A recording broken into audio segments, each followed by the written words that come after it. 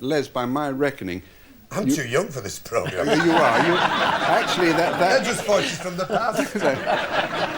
You were 1 year old when that film clip was made, so all this to you is like new faces, isn't it? Yes, yeah. What do you remember of the wireless listening of your boyhood? I remember checking the battery to be warmed up. Taking the accumulator out of the shop. Taking it for the acid, yeah. Well, we're very poor, you know. Yeah. We lived to the Joneses next door and they were under the care of Oxfam. Was the wireless any kind of influence in your youth, Eric? Well, not really, except that it was a marvel. It was a marvel, you know, and we used to have one of those crystal sets. Yeah.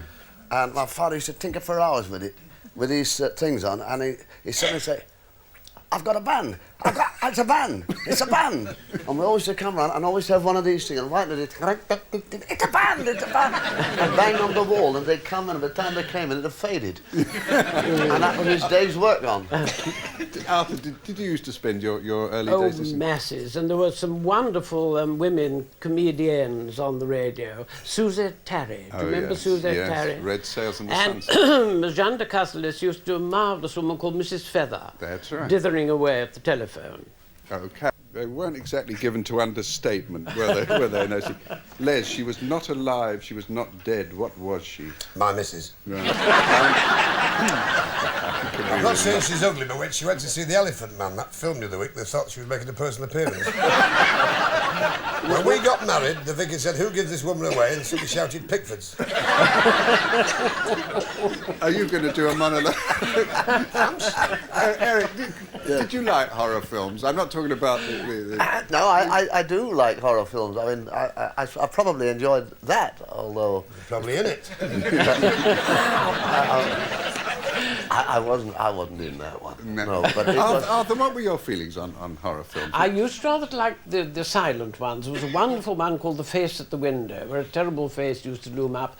And then, whenever weird things were going on, the subtitle very often was Eerie Doings Afoot. Must be chilblains. In the intervals when you could get away from your wife, did you like the horror films? Are you a fan? Yeah, I'd love to be in one.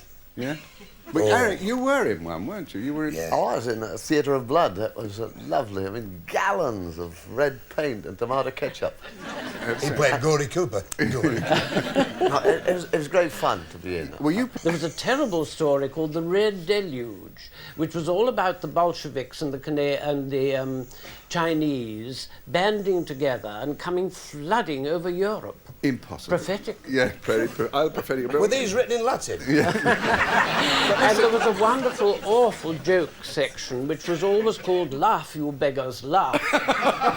And there was terrible schoolboy jokes, and one was, what do you get if you pour boiling water down a rabbit burrow? What do you get? And the answer is hot cross bunnies.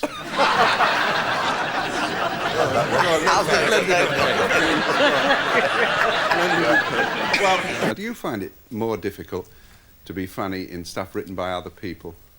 Oh, yes, I do, as a matter of fact, because when I've written it myself, I don't have to learn it. So I've been going over it so many times. I've got to write it myself because nobody else will.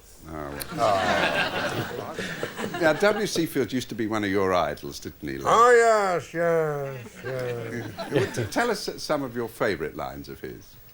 There's two I like. One was when he was very close to death, and a producer went to see him, and he was laying in bed with the Bible, and he had a martini in his hand.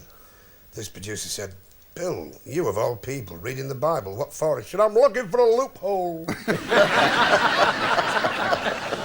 I think he's great. He's also a very good comic, which people forget. When he came with the great line, he said, many years ago, I was hunting the great crested bear of southern Mackenzie Sound.